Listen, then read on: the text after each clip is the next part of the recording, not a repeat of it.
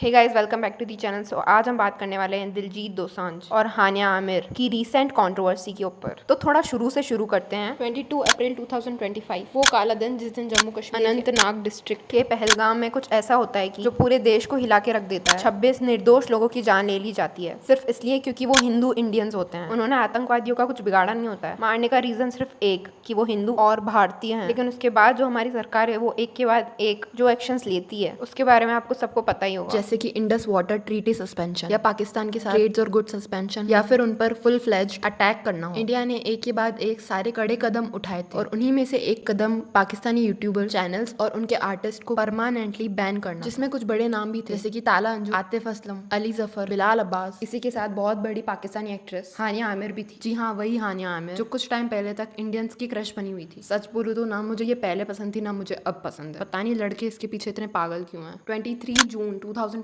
के दिन दिलजीत दोसांझ के इंस्टाग्राम पर उनकी अपकमिंग फिल्म सरदार जी 3 के ट्रेलर आते हैं। इंडिया में तो नहीं बट वर्ल्ड वाइड रिलीज होगी। सब कुछ अच्छा चल रहा होता है कि तभी उस ट्रेलर में एंट्री होती है हानिया आमिर की। हानिया के ट्रेलर में दिखने के बाद से ही दिलजीत को बैकलैश मिलना स्टार्ट हो जाता है। बड़े बड़े मीडिया हाउसेस भी इसके बारे में बात करते हुए दिख रहे हैं। ऑब्वियसली इसलिए क्योंकि हानिया इंडिया के खिलाफ भर भर के इंस्टाग्राम स्टोरीज डाल रही थी। अगर हम न्यूट्रल पॉइंट ऑफ व्यू से देखेंगे तो हानिया आमिर अपनी जगह बिल्कुल ठीक है। उसका पूरा हक बनता है कि वो अपने देश को सपोर्ट करे, अपने देश के साथ खड़ी। बट हमारे आर्टिस्ट का क्या? दिलजीत दोसांझ ने एक भी स्टोरी ऑपरेशन सिंदूर के ऊपर नहीं डाला। उल्टा पहलगाम अटैक के बाद सिर्फ 2 ही महीने के अंदर पाकिस्तानी एक्ट्रेस के साथ ट्रेलर डालना स्टार्ट। अब बहुत से लोग ये सोचेंगे ये मूवी तो पहलगाम अटैक से पहले ही शूट हो चुकी थी। ऑब्वियसली मूवी तो पहले बनी थी, बट पहलगाम अटैक से पहले भी पाकिस्तानी आर्टिस्ट को मूवी में कास्ट करने की क्या ही ऐसी जरूरत थी? इंडिया में टैलेंट की कमी है क्या? इंडिया में बतेरे एक्टर्स पड़े हैं और इससे तो बहुत सुंदर सुंदर देखे हैं मैंने। टैलेंट की तो बिल्कुल कमी नहीं है, ना ही सुंदरता की कमी है। उसके बाद भी पाकिस्तानी एक्ट्रेसेस को काम देने का कैसे सोच सकते हैं ये लोग? वो तो उरी अटैक के बाद से ही बैन लग चुका था। जो इंडिया के आर्टिस्ट अपनी खुद की कंट्री की गवर्नमेंट की कोई इज्जत नहीं करते, उनके रूल्स को फॉलो नहीं करते, उन लोगों को सच में बॉयकॉट कर देना चाहिए। जहाँ पे दिलजीत को वो वीडियो हटा देना चाहिए था, उसके फैंस के लिए अपॉलॉजी देनी चाहिए थी। उल्टा ये चीजों को जस्टिफाई कर रहा है। ये तो उनकी स्टेटमेंट ये है कि कंट्रीज में आपस में वॉर चल रही है मगर म्यूजिक एक ऐसी चीज है जो लोगों को यूनाइट करती है। देश से आगे बढ़ के हमें मदर अर्थ की सोचनी चाहिए। ये सारे बॉर्डर्स एक ही मदर अर्थ के पार्ट है। तो क्या उन 26 मासूम लोगों की मौत का कोई वैल्यू ही नहीं है? अगर वैल्यू होती तो दिलजीत ऐसे डिप्लोमेटिक आंसर्स तो बिल्कुल नहीं देते। आई मीन हाउ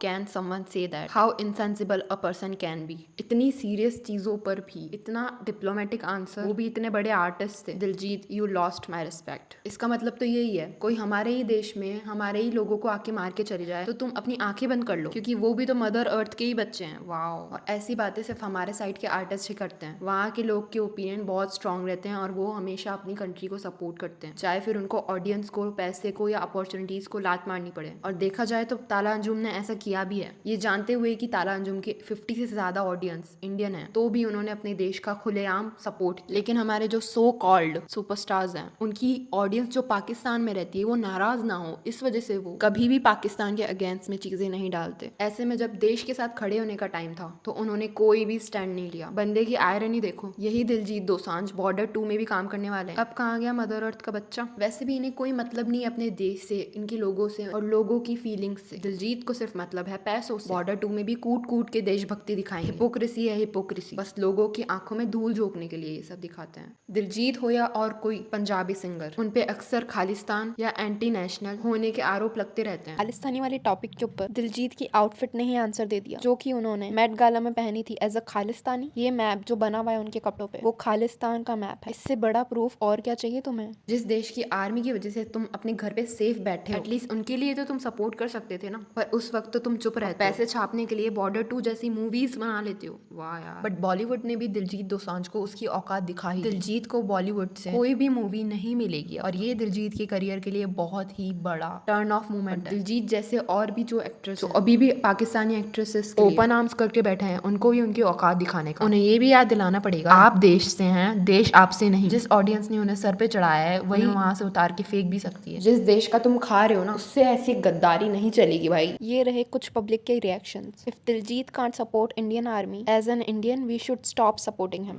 इस कमेंट का आंसर तो मैं देती हूँ। कमेंट करने से पहले रिसर्च करके आया करो। दिलजीत सिर्फ एक्टर नहीं, इस मूवी का प्रोड्यूसर भी है। He is one of the producers of the movie. I also have the same opinion on this. और अगर इंडिया पाकिस्तान मैच की बात करें तो लोगों को ये बात कैसे समझ नहीं आ रही, जो भी पाकिस्तानी क्रिकेटर्स गेम खेलने आएंगे उनको पैसा पाकिस्तान देने वाला है, ना कि India. And sports is a different thing. And lastly ये कमेंट जरूर पढ़ना, इसके साथ I totally agree. If you still support him ना, then shame on you. Thank you for watching. आपका क्या कहना है टॉपिक के ऊपर जरूर कमेंट करके बताना, और आप दिलजीत दोसांझ की इस एक्शन के ऊपर सपोर्ट करते हो या नहीं, ये भी जरूर बताना। मिलते हैं नेक्स्ट वीडियो में, तब तक के लिए बाय।